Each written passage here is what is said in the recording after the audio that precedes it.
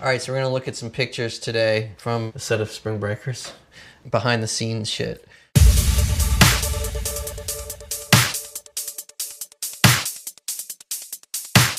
In between takes, the girls would blast like pop music and Drake and stuff and dance. They would be doing that mostly to keep themselves up and keep themselves in character and the momentum.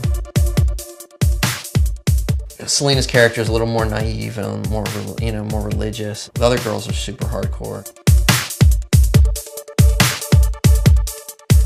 I mostly knew her at that point from just peripherally, and from her show on Disney, but it seems to have built over the over the course of the making of this film into something. It's approaching mania. I think she was nervous to do this sequence because it required a lot of dudes rubbing up on her.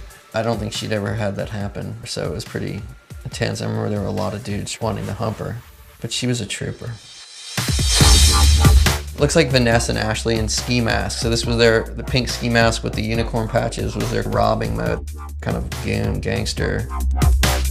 The real robbery sequences where they're robbing tourists and stuff, they were like pretty amped up.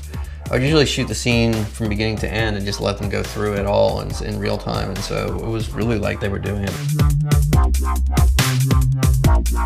This is the girls getting arrested at the party at the motel. And this was hard because there was paparazzi around, and sometimes there'd be more people around than crew members.